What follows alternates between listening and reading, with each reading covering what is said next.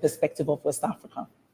Thank you very much, Odilia. Thank you once again, distinguished panelists. Let me start by, giving a little background about the ECOWAS Bank for Investment and Development so that our viewers would appreciate where we are coming from. The ECOWAS Bank for Investment and Development is the regional financial institution owned by the 15 ECOWAS member countries. I think that the countries are very clear, and there'll be no need for me to mention the names. The bank actually started as a fund in 1979 as the then ECOWAS Fund for Cooperation, Compensation and Development. And so from 1979, it started operating as a fund. Remember that the ECOWAS was founded around 1975. So the bank was also established about the same time. The underlying, objective of this bank or of this fund was to actually finance development projects and programs in the area of energy, infrastructure, education, ICT, health, and so forth and so forth. I'm sure I know our viewers know about the bank. Now, from 1979 up to 1999, as I indicated earlier, it operated as a fund. By 1999, the Authority of Heads of State and Government of ECOWAS actually saw the need to actually transform the fund into a bank in order to enhance its financial resources and to make it more relevant to the needs of the economies of West Africa. So in 1999, the bank metamorphosed into, the fund metamorphosed into a bank under the name the ECOWAS Bank for Investment and Development. And it has since operated as a bank from 1999. We have two windows, the public sector and the private sector. Now, the private sector, we deal with all the, organization, all the companies, enterprises within the ECOWAS member state. And in terms of our public sector space, we deal with governments. So that's the way we have been operating over these years. As I speak to you this morning, the bank has invested almost $4 billion across the various sectors of the economies of West Africa. Now, coming back to our topic. Doctor, over what period of time? That is when we started as a bank. Okay. Now, coming back to our topic, yes, our conversation this morning, ESG is very, very key to the bank. And of course, all forward-looking institutions in recent time are now also coming out with ESG policies and procedures. Because if you don't do that, you will not attract international recognition. And so as a bank, we have also put in place ESG policy. And right from the origination, from the appraisal of all projects, remember that I said earlier that our projects cut across infrastructure, energy, ICT, health, technology, and so forth and so forth. Now, in recent time, a lot of attention has been paid into ESG, that is renewable energy. We are all transiting from fossil resources, solar. Now we are moving to renewable resources like solar, wind, electric power. Because the reason is that the world is trying to manage, climate very well. Climate change is all over the world now, and therefore, as a bank, right from the very origination, we ensure that our experts are on the ground to actually go along with the technical people in appraising the project.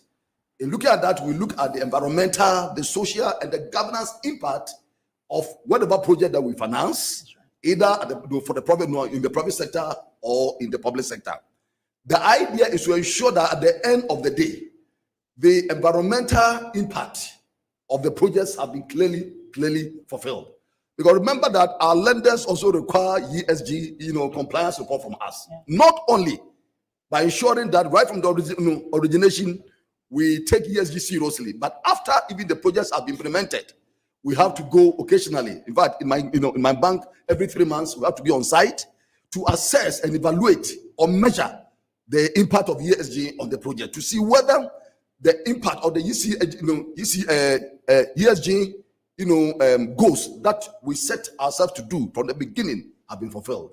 And so as a bank, we take it very seriously, and that is what has actually engaged our attention over the period. Thank you very much for that. Thank you very much also for making this conversation possible, because the education is highly needed. And so I come to you, Doctor, to find out from you how this conversation, how this particular issue has been taken from the perspective of regulation from Ghana, and then, of course, the larger lens. Okay, so thank you very much also for the opportunity. And let me congratulate EBID for organizing these discussions around this time, especially the fact that we just came from the African Climate Summit and we are preparing to go to COP28 in Dubai. We also held the Climate Ambition Summit in New York alongside the United Nations General Assembly. So this is the right time to have such a discussion. But globally, if you look at every multilateral environmental agreement that is supposed to assist countries to transition to a green growth or green development, there are three important things that are seen as barriers or that have to be given to developing countries in order to enable them to carry out the transition. The first is capacity, the second is finance, and the third is technology transfer. Now, beyond that, let me be very specific in our context when it comes to maybe West African countries and for Ghana for that matter. The first thing for me is to assist this region to be able to first identify its capital assets, account for them, and place a value on them. Because you cannot sell what you don't know. You can only sell what you know. And if you are talking about finance, if we're able to capitalize and understand our capital assets, our natural capital assets, we are able to account for them, we are able to place value on them, it could become a very good collateral for attracting investments. So that is the first thing we need to do as far as this region is concerned. And in Ghana, we are working on natural capital accounting with the Ghana Statistical Service and trying to make sure that we create appropriate accounts so we can account for every natural asset that we have in this country. There's a lot that we have that sometimes we underrate. Let me tell you, if we have to transition to renewables, we need lithium. Ghana has the potential for that. How do we account for this? We even have potentials for green hydrogen. How do we account for this? All these rivers, biodiversity, rich biodiversity that we have. We are part of the Guinea forest zone of West Africa. All these things are potential assets that help when it comes to decarbonization and also preserving environmental integrity. So we need to first understand this. And How long is it going to take to collect this data with the Ghana Statistical Service? Because I don't want us to leave and miss out on that. So what we are doing is that because the environment is large, we are looking at sector by sector. Okay. So we are currently dealing with energy statistics, and then we are looking at environmental statistics. We will go into other sectors, water, forest, and others. You know, it has to be a gradual process, and that's what we're doing. But it's a very important thing that we need to do. It's the kind of support that countries within this region need, and then we need to work with that. Unfortunately, we are working with some of our partners from the development partners community to work on to get this done. Beyond that, once you are able to place a value on what you have and you can market that, you can now attract investments. And to attract investments, this region, we need to support them to be able to develop what I call bankable green projects. There are quite a number of pipeline projects that we have in the system, but how do we turn them and make them bankable? How do we make sure that they meet the criteria that is set by the funding agencies in order to be able to qualify? Another important thing when it comes to finance is how do we de-risk green investments to make them attractive and provide the needed incentives? These are very critical. And that is what we are doing. We're currently working with the Ministry of Finance in Ghana with support from Global Shield to develop insurance for climate, interventions and things like these are just to create incentives and also provide buffers that will kind of de-risk green financing. So that is very important. Now, beyond that, technology. How do we assist this region to get the needed technology? Sorry, before you go into the conversation on technology, I'm interested in reporting. Yeah. Because reporting standards will also be able to give us. That was going the to be my finances. fourth point, actually. Sorry, in Ghana, they'll after say technology I'm transfer. scooping the soup from the fufu. I know. And I know you have ahead. always been interested in the Yes. environment, so I'm not surprised about that. So how do we get technology transfer? So for example, we have potential for green hydrogen, we have potential for lithium, we have potential for solar. In fact, West Africa has the sunshine for almost about 9 or more hours in a day. I mean, more than any other part of this world. So how do we harness this? But we need technology to be able to harness this. So we need to work on getting the technology. And how do we do that? We need to ensure that those who are keeping the technology, those who are patenting the technology, ease or grant access to countries such as West African countries, so that we can access these technologies in order to transition to a green economy. And then the fourth point, which you mentioned, how to comply with standards. In Ghana, we had a very interesting reporting system known as Agyekum some years ago, where the industry was expected to report on how they were sustainably managing the environment when it comes to their businesses and their production processes. And this kept most of these companies on toes. Yeah. So we need to look at how do we strengthen, how do we deal with compliance issues, how do we ensure that we're able to monitor what private sector or industry is doing and be able to report accurately. Let me tell you that reporting is also important because it kind of provides the kind of transparency that is needed, which then further allows for those who are ready to finance projects to come in. Because when you're able to demonstrate that, look, you are doing what is right and that you are following the principles and standards that have been set, then you tend to attract further funding. So these are some of the things that we have to do. And in Ghana, we are doing that. I mean, I mentioned the Agyekum. We have even developed what we call the sustainable banking principles for the finance sector to ensure that whatever projects they are funding, they look at the environmental sustainability of those projects and that they don't just fund any project at all. I don't want to mention certain sectors for the purposes that might even derail some of the discussions. But that is what we are doing. And we are working very hard as a country and with some of our peers, neighboring countries. We're learning examples from our neighbors. For example, Nigeria has been able to issue green bonds. How can we do that in Ghana? Of course, we do appreciate the fact that currently the fiscal space might not be conducive for the issuance of green bonds, but definitely in the near future, it is possible to do so. So these are some of the things that we are working to support countries in West Africa, and particularly also Ghana, to transition to a green growth. I will come back to you on how listed companies, for example, could be brought into the reporting system, because that is where a country like South Africa started from. And then there was a ripple effect, and almost every country now wants to do the right things because they know that if they do not do a proper reporting, it's likely that they will not get the needed funding that they are looking for. So I'll come back to you on listed companies and how we could use that as the starting point.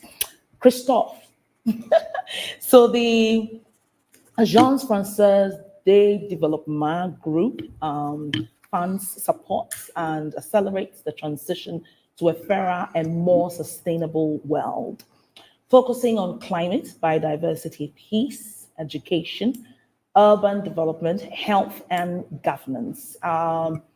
So far, your team across the world has implemented 4,300 projects. How has this gone to help with job creation, with improvement of the economy, and of course, looking at green growth? Thank you, Odelia, for the question. And maybe if you allow me, I will start by thanking EBID for the invitation. And I must say I feel at home because really we feel like a sister company to EBID. We are also a public bank. We are dedicated to development, and we have a very strong partnership with EBID, and I'm sure it will go on. So thank you so much for the invitation. Thank you also for choosing that specific topic. Odelia, you mentioned that climate change, adaptation, mitigation really is at the heart of what AFD has been doing everywhere in the world, and it's our mandate here. And just for the record, I just wanted to say that so I'm the country director for Ghana and Liberia, and just for history, Ghana has been the first, I would say, non-francophone country in which we opened an office. It was in 1982. Well done. At the time, and from there we tried to expand. So for history, Yeah. When you formulated the question, I found the formulation of the question quite interesting. You say, how can you support Western African countries transitioning to green growth that will promote the use of sustainable natural resources, encourage job creation, and improve economic development? And what I find interesting in that question is that you need to find project, I think, that combines the achievement of three goals. Because my main message actually is that most of the time there is, I would say, limited contradiction between promoting adaptation or mitigation to climate change and green growth, and I would say prosperity. That's very important for me, because I have the feeling that we have, if we want to raise awareness, we also have to convince people. Yeah. Sometimes there is the feeling that when you are trying to adapt to climate change, then you will lose some percentage points of growth. I'm not sure of that. Let me just give you some examples. When you are limiting floodings in cities because the rainfalls are becoming erratic, then I think you are promoting the well-being of people there. When you are promoting resilient agricultural practices, I think you are promoting the well-being of farmers. When you are promoting, and Peter, you were mentioning solar, etc., I think you are promoting future growth, really. And I would say that for me, it's really important that we find ways to combine prosperity and fighting against climate change. So that's my main point. And maybe a second point. So how we do promote and what we do in the different countries where we are, mainly we are a financer, a bit like EBID, a development financer, meaning that we bring finance, we try to bring cheaper finance than what you can find on the market. Then the French government will, in a sense, subsidize those financing. And then we also try to find very interesting projects that contribute to climate change adaptation and mitigation.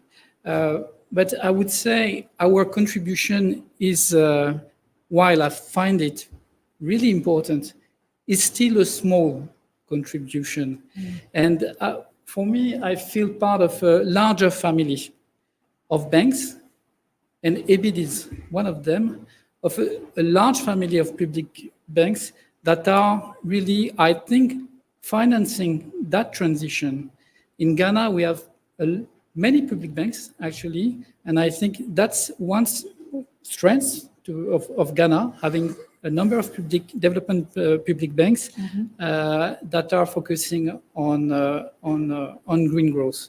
So I hope that our contribution is useful. What I am really interested in is, in a sense, mainstreaming the idea that financing growth financing green growth is good for Africa, for the world, I would say. and shared that opinion and shared those activities with other public banks. Thank you very much, Christophe. So, did you want to make some quick comment? Yes. So, thank you very much, Odilia. Let me take this opportunity to express, on behalf of EBID, our profound sense of gratitude to AFD. They have been our strong partner. Well, I mean, one of our strong partners over the years. They first extended about 50 million euro to us, for which we also on-lent to the SMEs, some of them for agriculture, fertilizer, and all those things. As we speak now, they're just about to make another 100 million euro available to us, and we have gone far with the credit, papers. Very soon we are going to sign, and so I just want to underscore the significant role that AFD is playing, of course, in West African region, not only West Africa, but of course also enhancing climate, resilience within the sub-region. So thank you very much. I just wanted to put this across. Thank you. Okay. So much. Great. Mr. Olumide Lala, you were part of the team that successfully implemented and also got Nigeria its first green bond.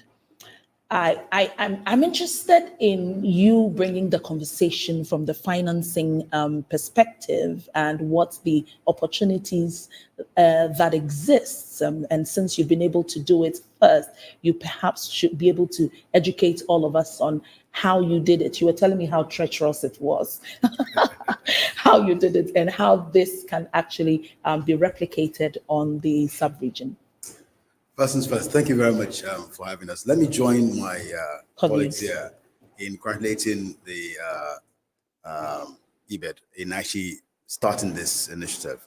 It's extremely important because, like they say, a journey of 1,000 miles starts with the first step. And unless we start having conversations like this, all we will do is just talk about the problems and challenges all day long. And one of the risks, obviously, of being the last speaker is that everybody else seems to have said everything that you want to say. However, in answer to your question, and I think it's important to speak to solutions, because that's basically what takes us forward. I mean, I was just this morning, I was having a comment on my school's website about Nigeria and some of the things that we're doing. And one of my colleagues turned around and said, so what is the solution? So I like to start with the solution. And as you said, because we had been part of actually creating the bond, the first African, in fact, the first sovereign to be certified against the climate bond standard across the world, not just Africa. We've had many countries that have issued green bonds, but none were certified against the climate bond standard. Now, just to give you an indication of how stringent that is, only 27% of bonds, green bonds issued globally are certified today against the climate bonds. So it was a very, as I said, treacherous but painful journey. It took a while. But the beauty of that is that other people that we speak to don't have to reinvent the wheel. Yeah, they learn from the mistakes and the challenges that we have. So it makes it a lot easier. Incidentally, I was having a conversation with the Department of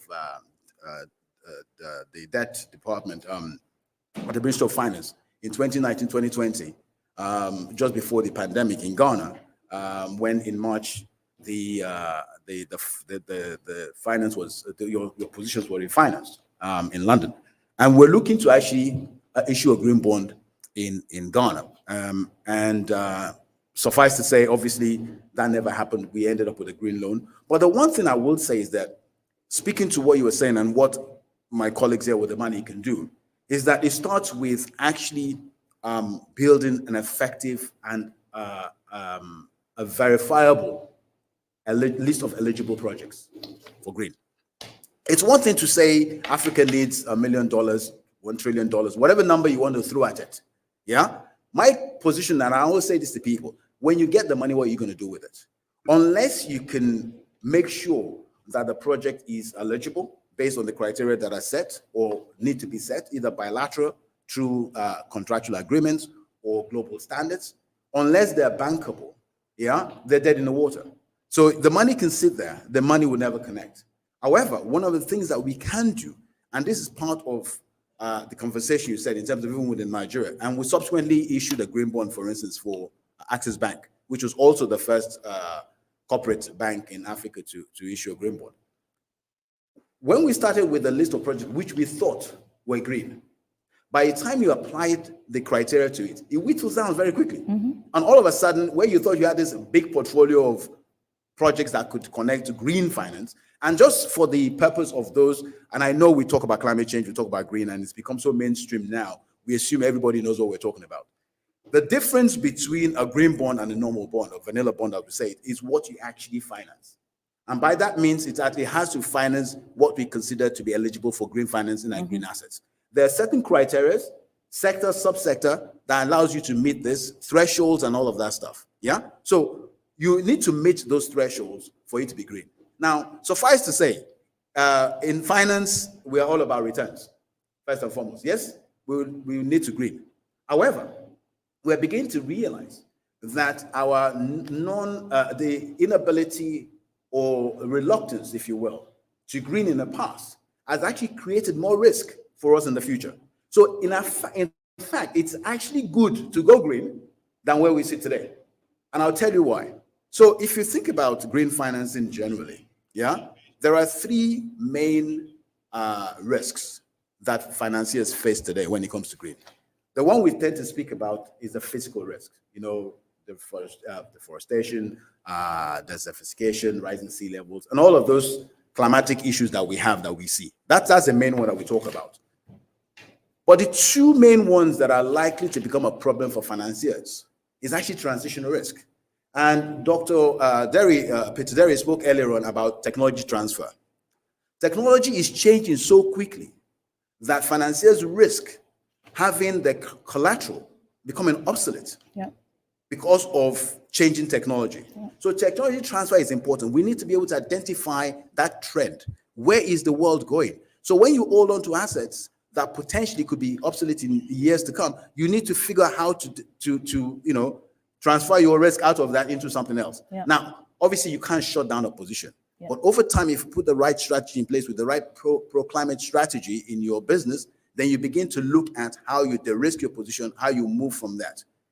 The one thing, however, that will face not just the banks, but also other companies, but more the banks itself, is liability. There will come a time when people will start suing people, either for lack of information, incorrect information, or for the impacts that you have financed that has caused environmental issues for communities.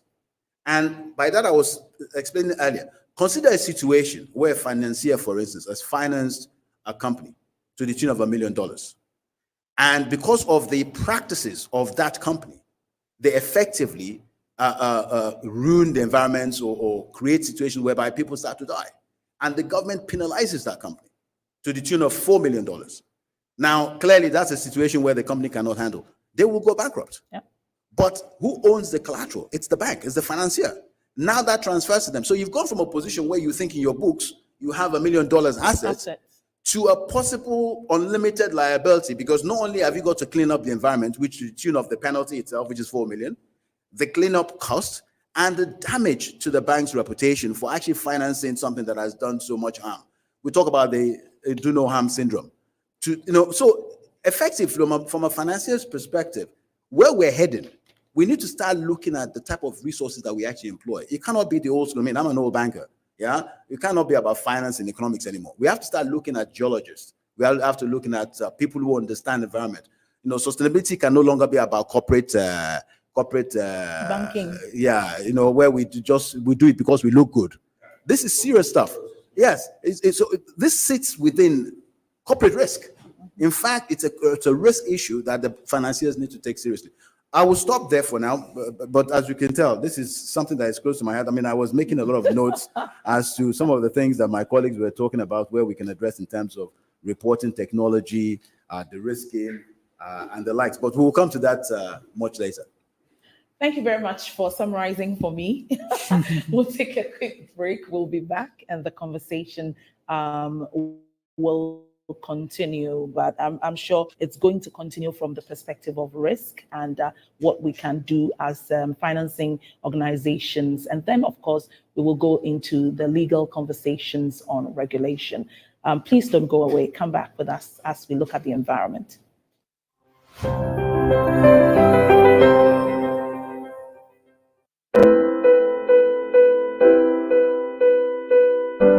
We are West Africa's premium bank for investment and development.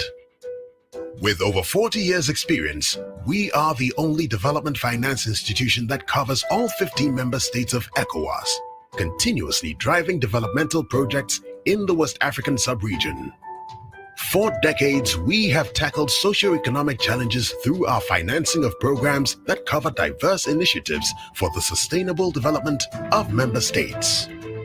We provide financing for regional and national projects across priority sectors such as infrastructure, agriculture and climate resilience, industry and agro-processing, healthcare and education, transport and logistics, water, ICT, and energy. We are a key driver of transformation, effecting positive change in the present for a future resilient, enabled, and resourceful sub-region. We operate in Benin, Burkina Faso, Cabo Verde, Cote d'Ivoire, the Gambia, Ghana, Guinea, Guinea-Bissau, Liberia, Mali, Niger, Nigeria, Senegal, Sierra Leone, and Togo. We have deep roots in innovating technology and growth. We initiated the African Biofuels and Renewable Energy Fund, ABREF. Now ABREC are founding shareholders of Askai Airlines and a founding shareholder in EcoBank Transnational Incorporated, ETI. We have and continue to enable key projects through our public and private windows.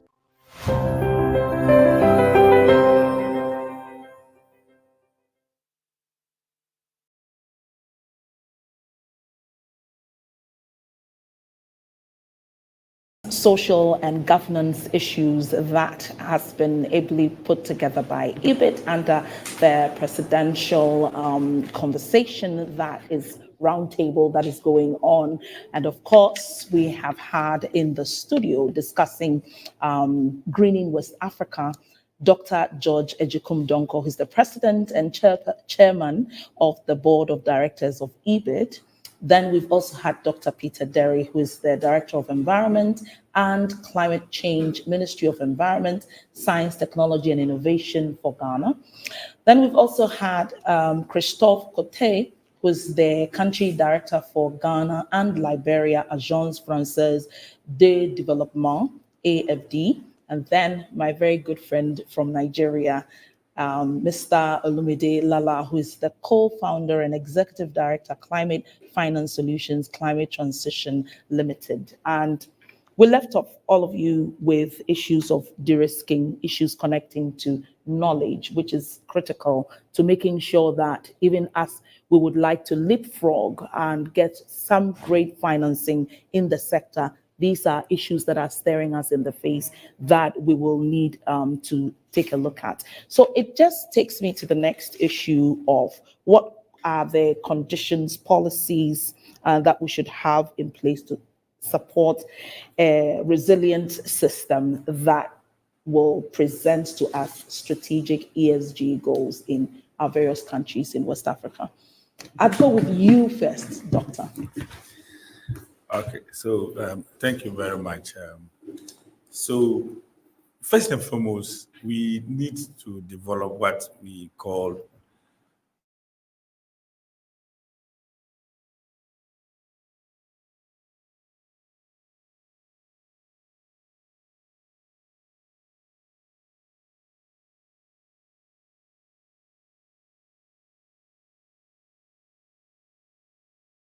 possible a net zero goal.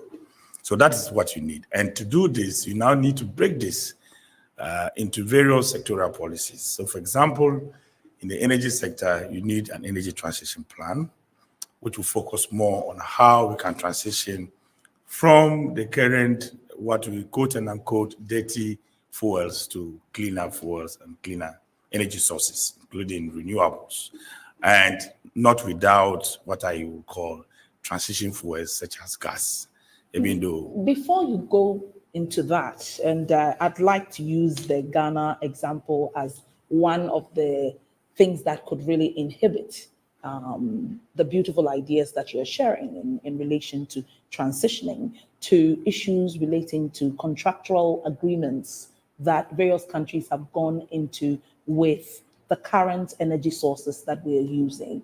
So, for example, I've interviewed several ministers of energies who have said that one of the biggest challenge they have when it comes to energy transition is the fact that Ghana has gone into some contractual agreements that requires the use of the current energy sources that is making it difficult for the transitioning. And so in the past, we targeted that by now, we should have been even doing 10% of transition energy sources in the mix. But it seems that we cannot get there if we don't check the sort of agreements that we have entered into. So perhaps you may want to quickly comment on that so that other West African countries can take a cue from that in relation to contractual agreements that may inhibit their fast movement.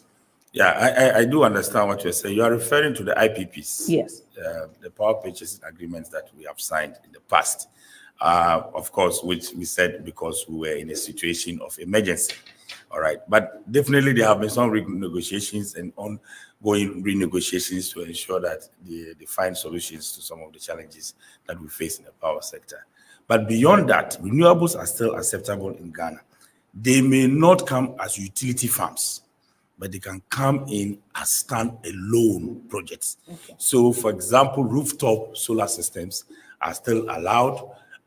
Solar systems to serve as mini grids are still allowed. Solar systems to be put in what we call the off-grid areas are still permissible. So there is still even opportunity for renewables, aside the fact that we have a challenge when it comes to generation or capacity because of the power purchase agreements that we signed in the past. So there is still opportunity for renewables. It's not a done deal. In any case, the projections from the Energy Commission and the Ministry of Energy shows that our current demand for energy in the next 5 years, if you look at our capacity, the capacity that installed capacity that we have, as against the projections for demand, it's going to equalize. Wow. It's going to equalize because demand will grow to catch up with the capacity that we have. And once it catches up, then we are back to square one. So it's still critical. Aside that, Ghana already has hydro in our energy mix, which is a very good source of renewable, And so it is not totally a done deal. But beyond that, let me say that even these power purchasing, these private sector energy generators, of course, if you look at the current amended renewable energy law, it now requires certain companies to go into what we call carbon offsets. Okay, so even though, yes, they are generating energy from dirty fuels, quote and unquote, they are also expected now to go into projects that will serve as maybe carbon sinks or in a way try to mitigate the emissions that they are putting out as a result of their activities or processes. So yes, we are not just sitting aloof and waiting for these power purchasing agreements to expire before we can transition. But then there are opportunities to do so even now. Let me tell you, currently, the Ministry of Transport has developed what is known as an e-vehicle policy. That policy, when it comes to implementation, will require that vehicles will need energy to charge. Vehicles will need energy to charge. Where are they going to get the energy from? From the so-called installed capacity that we have. So in the next few years, the problem of having excess capacity will definitely become a thing of the past. And that is why we need to still proceed with our energy transition plan. Now, beyond that, we are also looking at renewable energy, for example, for household chores, cooking, and the rest of it. So apart from just electricity generation, there are other aspects of energy. Yeah. Even if you talk about vehicles, vehicles need energy to run. And these energy sources are not coming from the power purchasing agreements that we have signed. So we can still transition. But we must also remember that even transition in itself It's a process. It is not an event. And so what you need to do is to identify the low-hanging fruits, though that you can start with in the near term, in the midterm, and then you gradually proceed to the long term.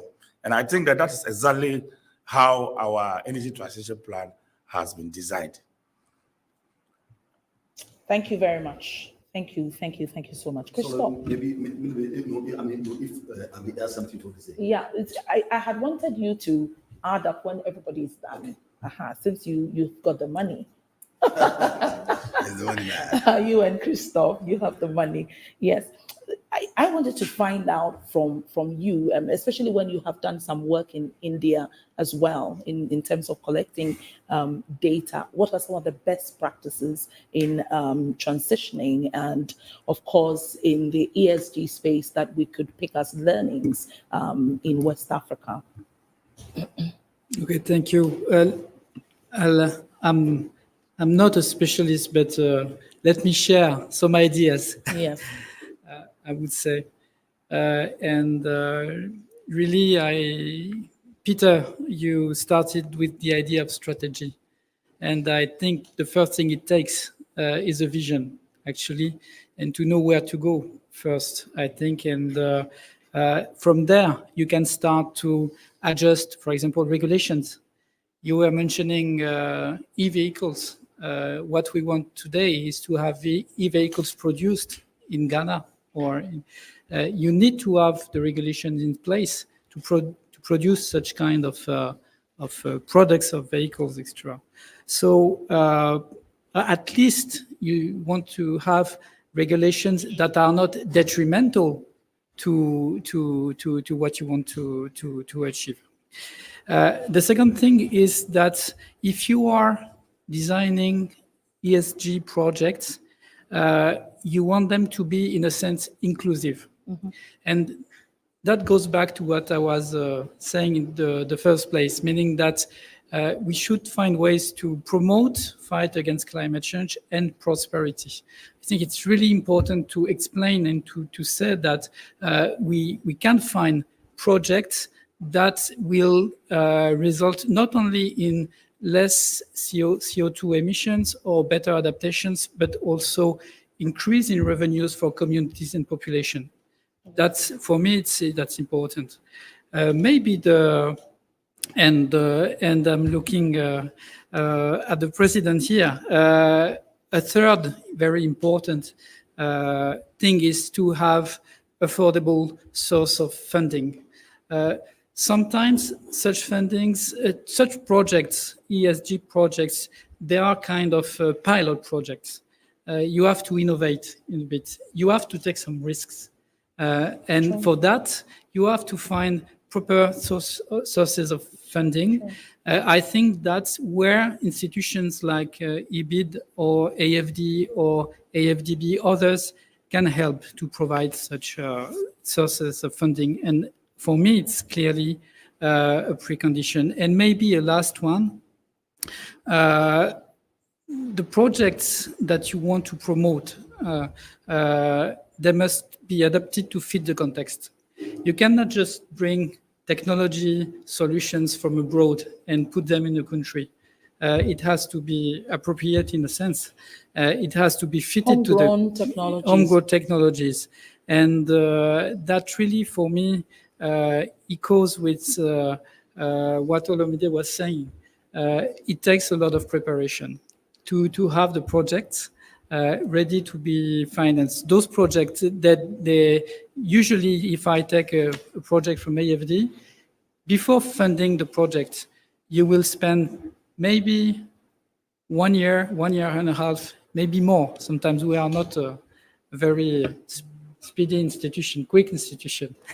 But I think it's important to have that time of preparation to be sure that the project you will put in place will be efficient and will be a success. So that would be my 4 takes. Thank you.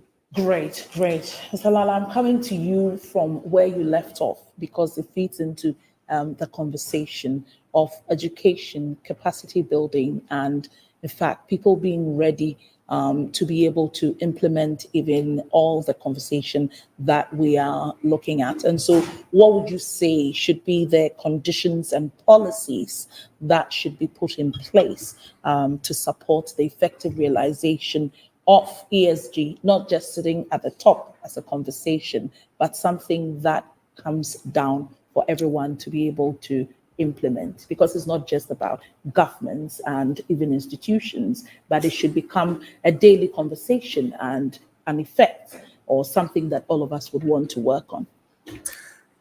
You know, I don't often get the opportunity to speak to policy and finance in the same room at the same table, especially when you're talking about multilateral development institutions who support national development institutions and by default have bilateral conversations with the commercial banking sector, to whom we typically go to for our financing. So I guess in terms of solutions and how we can help bring this conversation more to the ground level where it becomes mainstream and all of us are talking about this.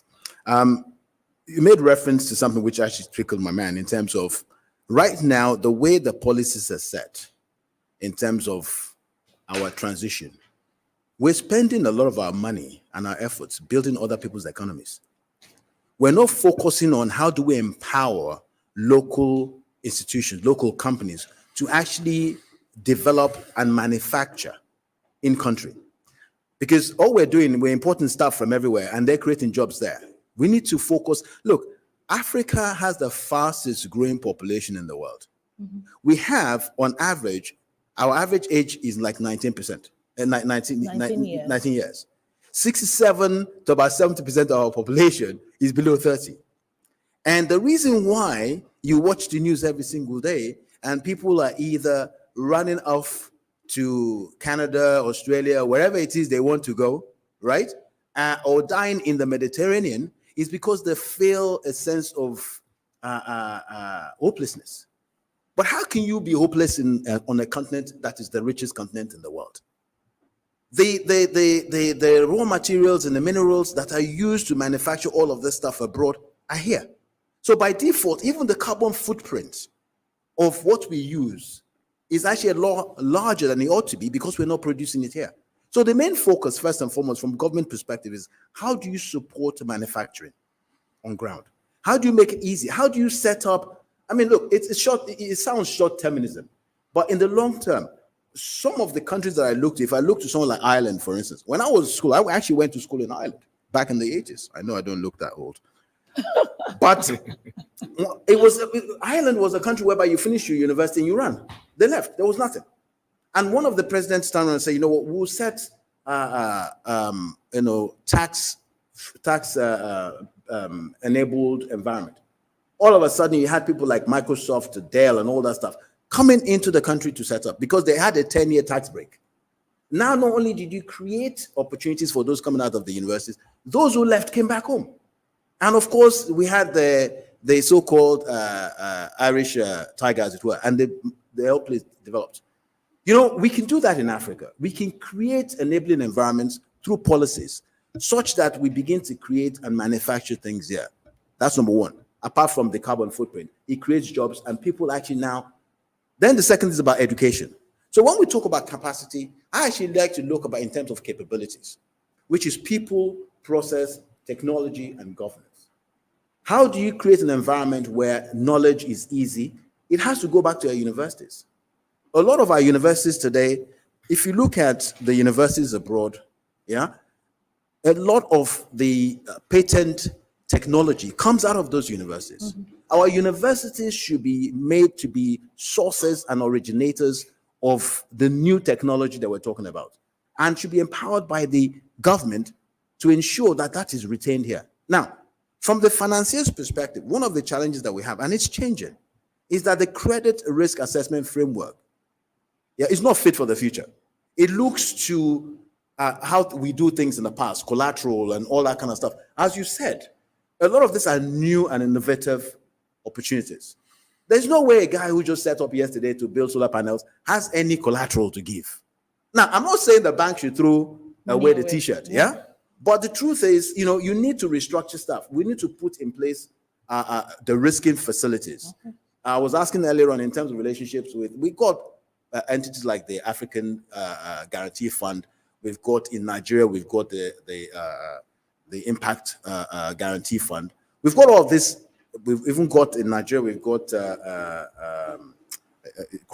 forget my mind, it will come to me. But we're building all of this, the risking facilities today that will support the lending process so that we can actually begin to meet the needs of these innovative projects. However, top of mind is the project preparation facility. I'll give an example of something that I've just recently worked on in Rwanda, where we just built a Rwanda fund, which was actually launched at the last COP in Egypt, where on the one side, you've got the credit facility and you've got the guarantee, but on the other side of it is the project preparation fund. And that supports the development of the pipelines, educates not just the financiers, but even the people developing the project. So we were talking earlier about ground up. By educating, you see, you can't manage what you can't measure. So we say there is no data, there's no data. The data is available. But the question I'll ask is, when was the last time a bank contacted the Ministry of Environment for information on any lending they'd like to do? So collectively, we need to start connecting data portals, because right now we work in silos. So there's a need for us to work together. And just to close, you made reference to the African Climate Forum or Week in Nairobi. Actually, and the African Development Bank has been very forefront about this. They partnered with GFAN, and of course it's collaborative to everybody, to set up the African Financial Alliance on Climate Change. That speaks to 5 pillars, and I'll stop with that. But this is more important: learning and leadership. Yeah, awareness and leadership. It speaks to education, capacity, getting information out there. But also it talks about data. Why data is important, but it's comparable data that we can all use, connecting the sources to every portal that are out there. It's a big project. I mean, I used to do technology-enabled transformation, but it's massive. But once you have the data, it's easy to have things in real time. Then when you do that, you build the right policies and regulations around that. It is at that point you can do proper risk management. And I guarantee you, it's a long-term strategy. But once you do that, it becomes a lot easier to then to mobilize funds and connect finance to projects. Thank you very much. Now you can have a good conclusion and show us where the money is in the bank. Thank you, Odilia. So let me thank my colleagues for actually coming out with all the important ingredient that we need in this whole conversation.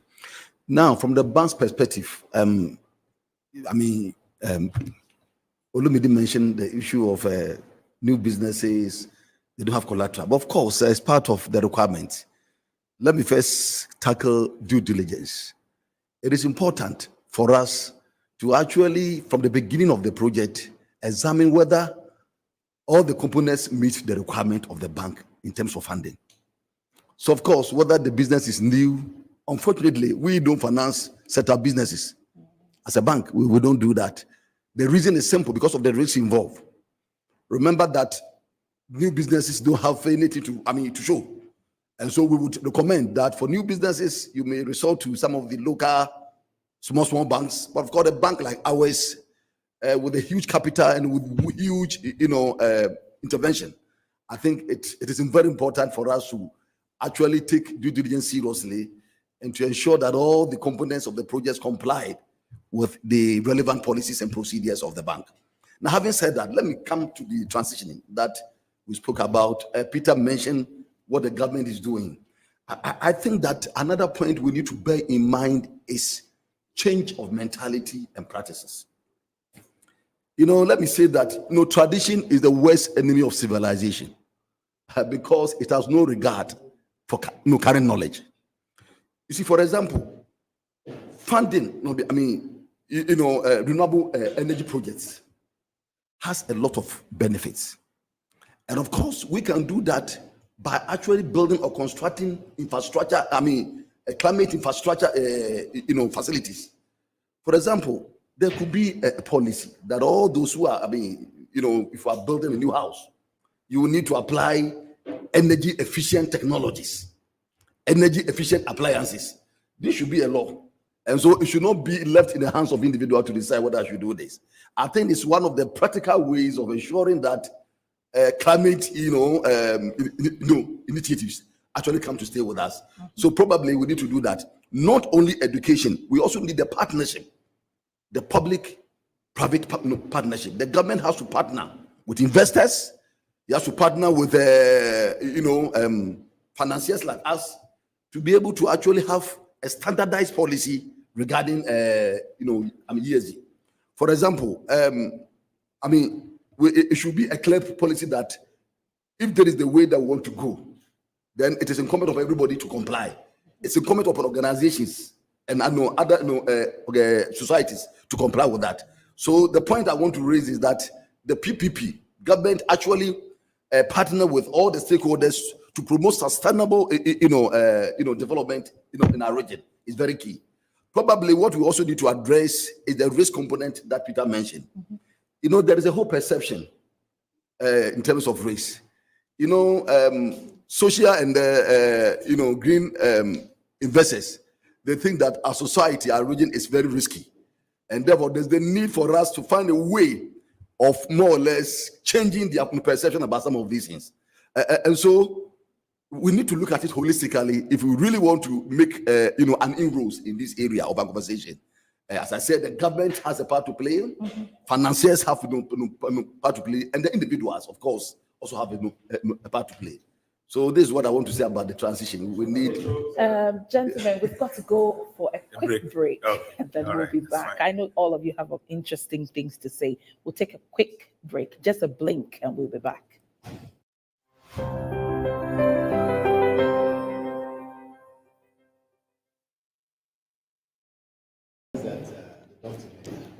So we're back.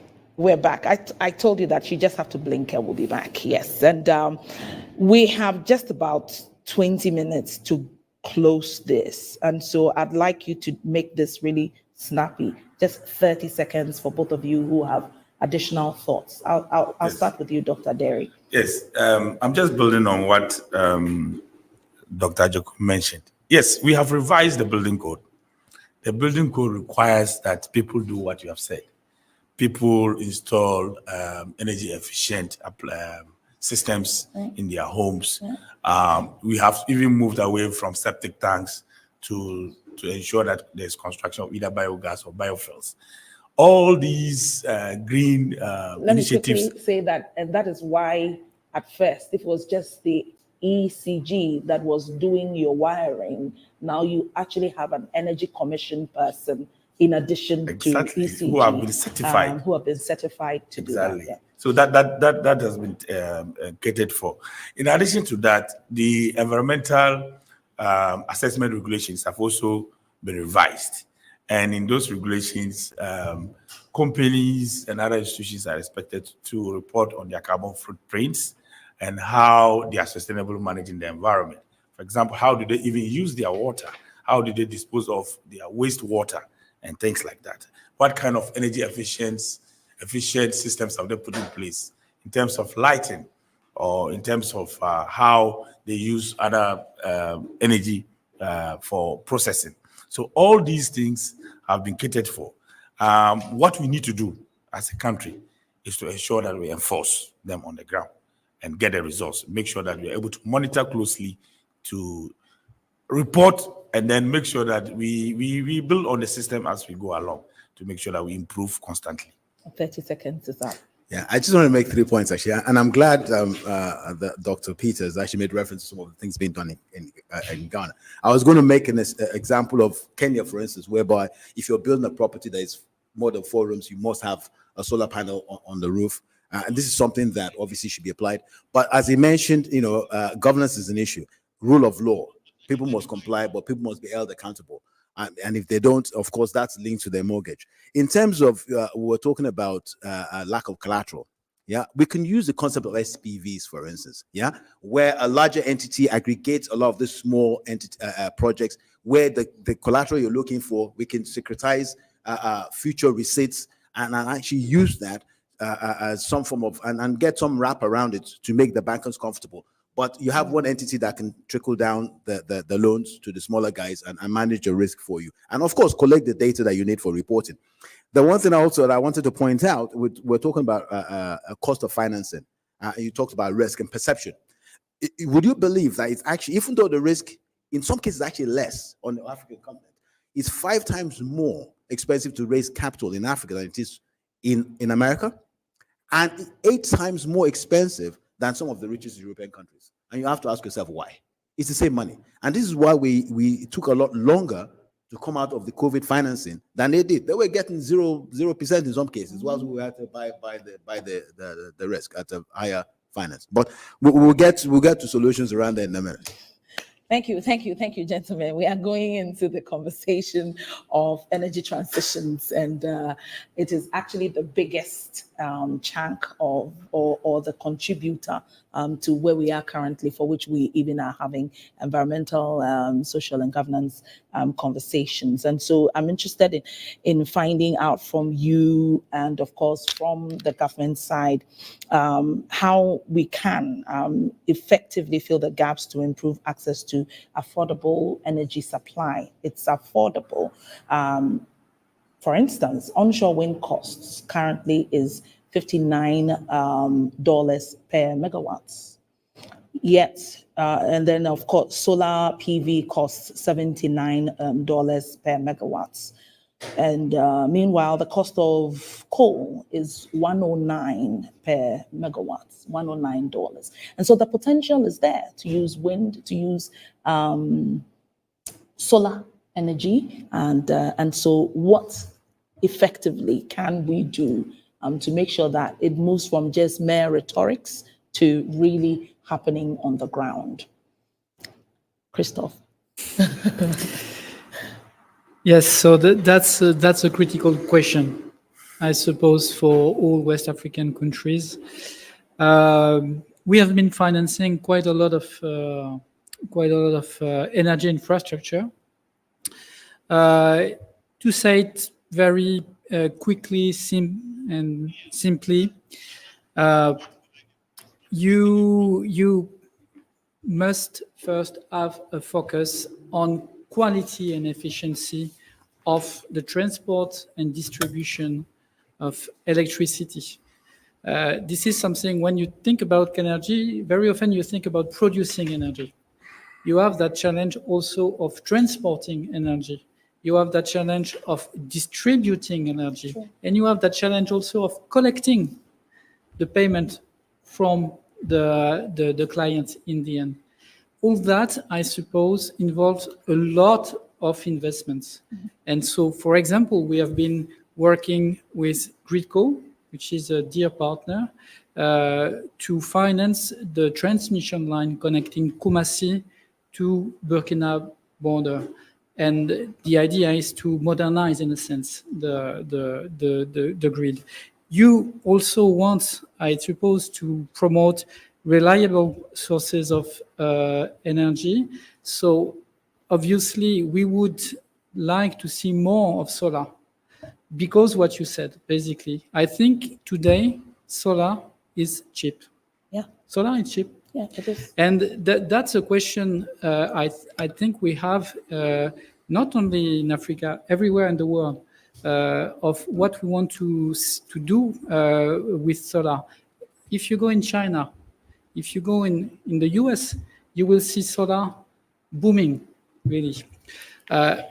Between, I would say, solar, the idea of having more solar, and the idea of basically bringing electricity produced by solar, there is a critical challenge that nobody is talking a lot, which is that solar energy is intermittent. Sometimes during the day, you have electricity. During the night, you don't have electricity. That is, and I'm not a specialist, but I've been telling so, it is a huge challenge. If you want to bring solar in an energy system, you have to build smart grids. That costs a lot of money. That's, I think, are the main challenge. But I think these challenges, honestly, these are challenges that will be faced by Western African countries soon. On that, I think the logic of EBID, the logic of having a bank at the level of a region is a very interesting source of financing, because basically countries are trading electricity between one another, and you want to connect them. You want to have a system which is at the regional level. So I think a lot of good things are already in place. You just need to push them, and I think a lot of donors really are ready to finance such projects. Thank you very much, Christophe. And this time, when I say we are taking a break, it's a real break. You don't need to blink. When we come back, the rest of you are going to share your thoughts on the energy mix and how we can actually grow green and quicker, because we need it for the developments that we require as West Africa. Please, let's go for a quick break. We'll be back.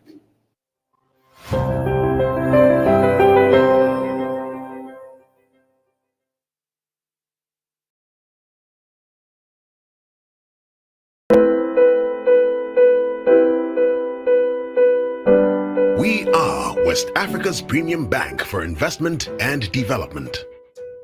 With over 40 years' experience, we are the only development finance institution that covers all 15 member states of ECOWAS, continuously driving developmental projects in the West African sub-region.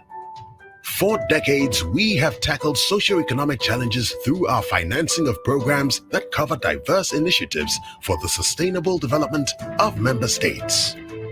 We provide financing for regional and national projects across priority sectors such as infrastructure, agriculture and climate resilience, industry and agro-processing, healthcare and education, transport and logistics, water, ICT, and energy.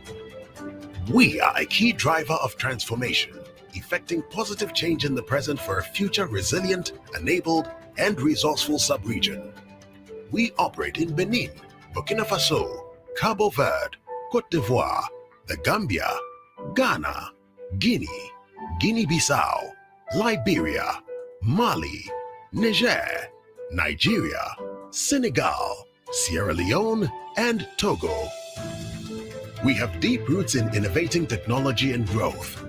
We initiated the African Biofuels and Renewable Energy Fund, ABREF. Now ABREC are founding shareholders of Askai Airlines and a founding shareholder in Ecobank Transnational Incorporated, ETI. We have and continue to enable key projects through our public and private windows with successful projects such as creation of the cement factory in Kagbelen by Diamond Cement Company, Guinea. Enhancement of the portable water supply system in Tafiri Town and the surrounding communities of Badikaha and Ngolodugu, Côte d'Ivoire. Rehab.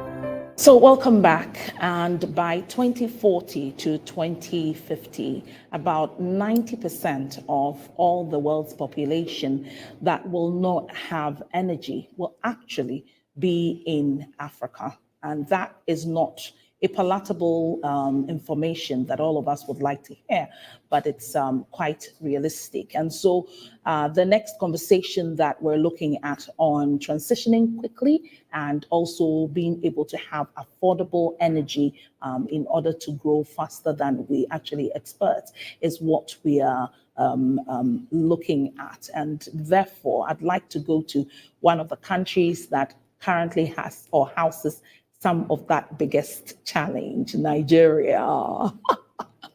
So So you're going to share with me what Nigeria is thinking of doing to close the gap, because I mean it's critical to make sure that, I mean, especially when you produce so much oil, sometimes it beats my mind that the country has such huge energy challenges, and you must have been looking at solutions as a country, isn't it?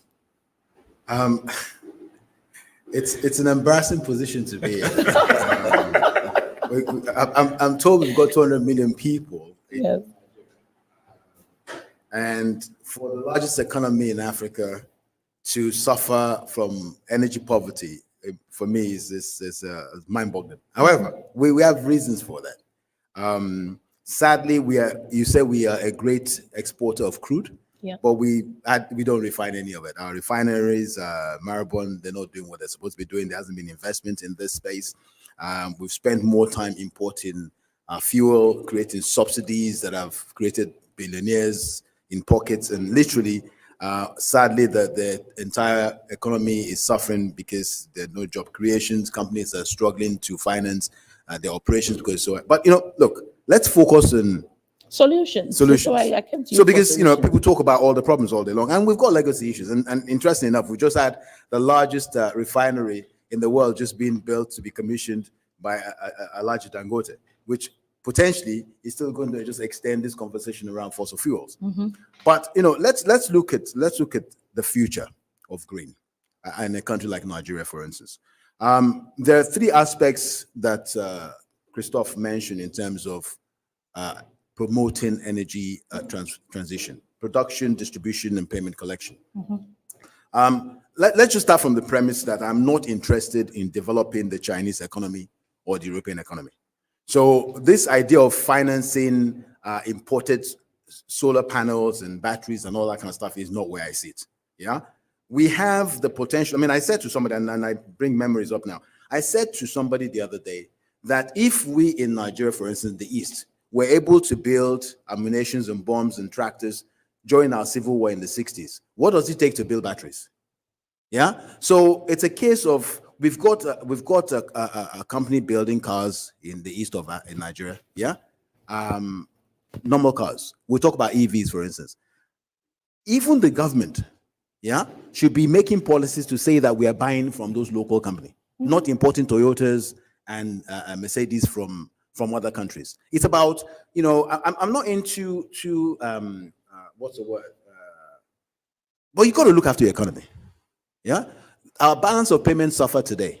Just to give you some numbers, when I went to school in 1983, right? When I went abroad to school in 1983, the dollar to the naira was $1.50 to 1 naira. $1.50 to 1 naira. Today is $1,000, 1,000 naira to $1. Yeah, and that basically is because our balance of payments has been shifted towards importation. There needs to be an intentional investment strategy around this green energy transition in manufacturing in Nigeria or in Africa. The resources are here. We need to do that collectively. That's number one. You talk about distribution. Yeah, mini grids. It's very expensive to fund the distribution lines. We don't have to do that. Yeah. Let's borrow from telco, for instance, right? So you focus where you can in mini grids to get the power. It's all about getting power, right? So we get the power there. So let's invest in mini grids. Yeah, and look to how efficiently and effective the financiers can do that in a more safe environment, because obviously they don't want to lose their money. Payment collection, the telco companies, for instance, struggle with this initially. How do I get payments, upfront or whatever? There's strategies to ensure that you get your payments. We need to deploy that. And we need to also focus on productive energy. Yeah, so let's look at the businesses that can pay rather than, we all want residential, but if you think about it, I only go home to sleep at night. The banks are not interested in financing that. That's not where the money is coming from. Let's finance the real economy. The companies that are actually needing energy for operations, they will pay, because the more money they make, the more money they will pay. So let's look at that end part of the economy where we have productive energy production and productive energy use. Then we can think about how to structure instruments either through the capital markets or through the banking sector to support that. In terms of collection, like I said, we can borrow learnings from the telco company, how they'll be able to pay upfront, payment technology today enables you to tap. So let's be able to do that from a bank's perspective. If you write the right smart meters, I can use my card to tap. The money will go straight from the bank to the telco, to the energy company, and light will come.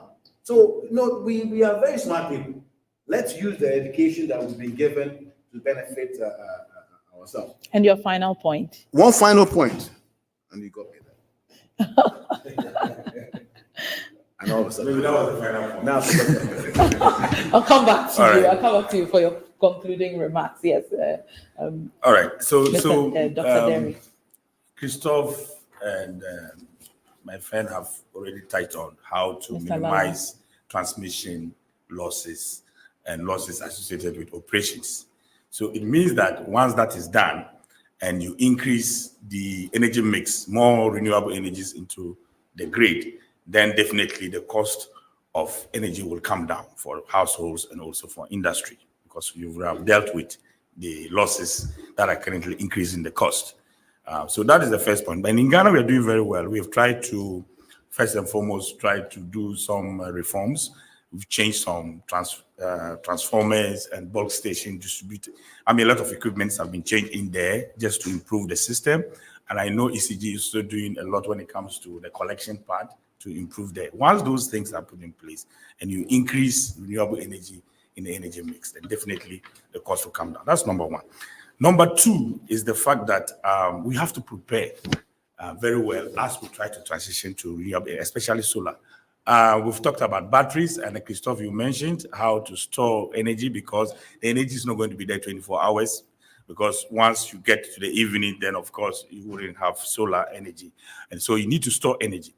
And I'm happy that Ghana is developing a lithium policy, to see how we can quickly tap into our lithium resources in order to manufacture batteries. And once the batteries are manufactured here, the cost of batteries will also go down, and it will make it affordable to the Ghanaian people. The third point is that if you look at our carbon trading agreements that we are signing with countries, one of the areas we are focusing on is renewable energy. And carbon credits come in to subsidize the cost of renewables. So scientifically, it is said that it's able to subsidize the cost of production between 20 to about 30%. And so definitely that would affect pricing also. So pricing would definitely come down, because if companies are able to get funding from the emissions that they are going to reduce, and so they are expected, to channel this also to the pricing of the products that they put out, so that if you get money from the carbon market, you are expected to also subsidize the cost of the product. And then maybe finally, we also need to educate people when it comes to energy efficiency. A lot of waste in the system. People leave their houses, leave their fridges, air conditioners, and so on and so forth on. I believe that when people are educated to understand what energy efficiency is, buy very efficient energy equipments and appliances, and so on and so forth, that will also reduce their bills when it comes to how much they pay for energy. So all these things have to be looked at holistically, to be able to provide affordable energy in this part of the world. Doctor, your additional comments? So I think that as I started, I spoke about the Nairobi Declaration, which is very important. I think that stakeholders, are committed to ensuring that we accelerate quickly and transit to renewable energy. As a regional financial institution, we are committed to ensuring that we finance climate resilient infrastructure. I'm talking about sustainable infrastructure. I'm talking about public transport. I'm talking about management. Waste management.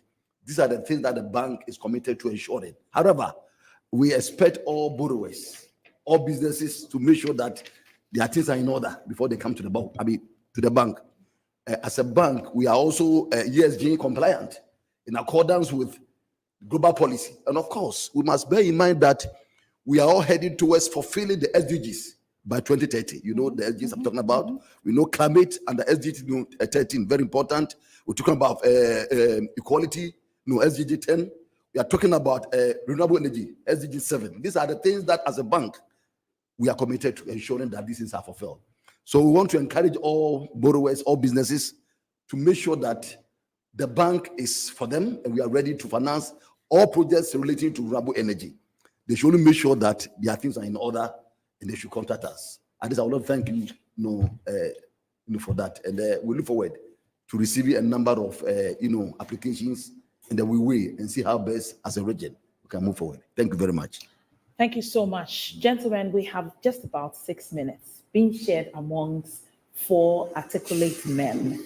So let me quickly say that we will conclude, our concluding remarks will be on the opportunities for smart technologies. I'm really interested in that, especially for agriculture and how we can make this a reality in the country. If you think your policy, you can talk from policy perspective, from investment perspective and all. I'll give you the last minute, the last bit, and then we'll close with you. So Christophe. Thank you. So brief, maybe 2-3 things that I wanted to mention, and that also relates to agriculture. But there is a very, very important topic for me is adaptation. We talk a lot about mitigation, meaning reducing emission of CO2, but I think, and for a lot of people, adaptation is key, and especially for farmers. Your climate environment will change, and I just find an interesting statistic saying that basically 50% of Africans consider that climate conditions for agricultural production have gotten worse in the last 10 years. So really, I think finding ways to support farmers to adapt is really key. But I think there is a lot of opportunities. We've been talking about climate financing. I think this is an opportunity. There is really room to access more funding to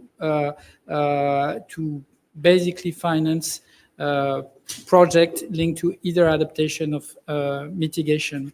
And one very last thing that I wanted to say, that I think that if you take an institution like AFD, what we would like to see actually is, and we were talking, President, you were talking about the Africa Summit, Climate Summit.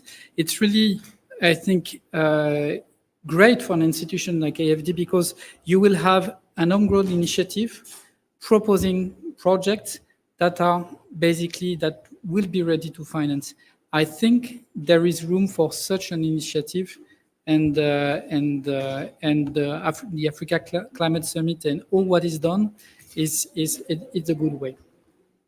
Thank you very much, Christophe, for your concluding remarks. I want to quickly add this information from the World Bank on Ghana in relation to climate smart technologies in when it comes to solutions. They were looking at adopting an integral approach, which I think will not be different from what will happen in the rest of West Africa, building sustainable cities and resilient infrastructure systems, boosting disaster risk preparedness, realizing new opportunities for managing forest resources, promoting a transition to clean energy by scaling up renewable energy sources, and then modernizing the transportation systems. So these were some of the climate smart solutions that the World Bank professed for Ghana. So please, your quick takes. I think that, yes, so these are climate smart solutions, but I think your question initially was on agriculture. Yes, right? Yes. And so there are opportunities. I mean, we depend on agriculture very much, this part of the world. And unfortunately, that sector is very vulnerable because of the fact that we rely on rain-fed agriculture to thrive, and that's a big challenge.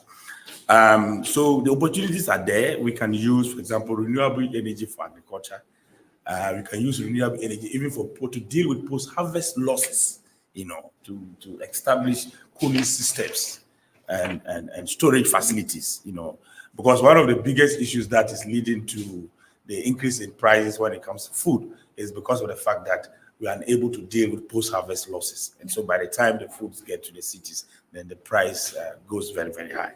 So that is one area. Then there are very simple technologies when it comes to sustainable land management practices. For example, if you take the rice production, for example, we have what is known as the alternative wet and drying program, where you are able to control the amount of water that is injected onto rice farms. And this also helps reduce methane emissions into the atmosphere. So you are helping farmers to adapt, and yet you're also dealing with reduction as far as emissions are concerned. So there are quite a lot of opportunities that we can capitalize on as a country when it comes to smart agriculture technologies. Thank you so much, Dr. Derry. I have just a minute for you because I have 2 minutes to go. All I would say is climate change is good business for financiers. There's a lot of massive opportunities. You talk about agriculture. Africa needs to build resilience and adaptation solutions. We import too much food. We don't process enough. So these are areas where there are opportunities. Now we talk about, I was going to give a practical experience of a friend of mine in Zambia who actually uses renewables on all his farms. No backup generators or anything. Basically, we need to change the way we do things. The sun shines for best part of the day. Let's do most of our heavy energy production and heavy use during that time when the sun is shining and we can use the panels. I'll just say two things in terms of climate finance meets smart agriculture. The AFDB, working with the FDB at the moment, and this is a partnership we can have with all two of you, the Green Investment Partner Program for Africa in terms of agriculture and SMEs, as well as the African Finance Alliance on Climate Change. These are both initiatives that we can partner on to solve some of these problems that we're talking about, and we'll discuss much later after the session. Thank you very much for having us. Thank you, Mr. Lala. And Mr. President, you have the final words, but my team in Metro and everybody is wondering, this has been good conversation, and they would want this to be more regular than just a one-off. And so they would like to find out if this will happen on a quarterly basis or monthly basis or daily basis, because that's plenty of money for everybody. Thank you very much. So thank you very much, distinguished panelists, viewers, and ladies and gentlemen. Let me conclude by saying that the challenges that we face as Africans and the solutions are all in our hands. One professor said that everybody is the cause of 75% of his problem. He said, if you succeed, it is your fault. If you fail, it is your fault. I think that talking about climate change, the solutions lies with us as Africans. We must do everything. We must do our best possible to ensure that we address all the climate challenges we have while promoting jobs, creating wealth, and then also promoting sustainability and ensuring that our region becomes the best on the whole world. Yes, on the whole continent. As a bank, what we can do is to also offer resources at very concessional rate, provided we also get support from AFD, my friend from AFD. We grant, we extend grants and then very low interest rate to ensure that businesses in the sub-region flourish and all of us are in compliance with environmental challenges. On this note, I would like to thank all of you and then want to assure you that this is not the first. EBID will be knocking at your doors and then continually engage all stakeholders in this conversation, which I think that will be a source of education to all our citizens in the sub-region. On this note, I thank you very much for your participation and look forward to having very fruitful collaboration in future. Thank you very much and God bless you all. My name is Odilia Ntiamwa, and I am the Global Director for the Oxford Africa Women Leadership Institute, and we support women-led businesses with access to finance, access to technical support, and access to markets. And I must say that we are creating actually the first Africa's green branding hub in Ghana here, and it's because we realize that many people are actually using materials that are plastic that actually do not serve green purposes to package their items. And so it will be great to also work collaboratively with all of you. I did this fantastic work with EBID. EBID has been actually the supporter, creator of this presidential roundtable. Thank you so much, EBID, for making this conversation happen, not just in West Africa, but choosing Ghana to make this happen. I'd like to say a big thank you to you, Dr. Christophe Cote, who is the country director for Ghana and Liberia when it comes to Agence Française de Développement. I'd like to say a big thank you to you, Dr. Derry, who's the Director for Environment and Climate Change, Ministry of Environment, Science and Technology and Innovation for Ghana. I'd like to say a big thank you to you also, Mr. Olumide Lala, who is the co-founder and executive director, Climate Finance Solutions, Climate Transition Limited. And a big thank you to you, Dr. George Agyekum Donkor, who's the president and chairman of the board of directors of EBID. Thank you so much for you also who's been sitting at home watching. To Metro TV, we say a big thank you to the technical team. You've been such a wonderful team working on this to make sure that it really is delivered with excellence. Thank you for watching, you who's at home, and I'm sure we'll have this conversation again pretty soon. Thank you.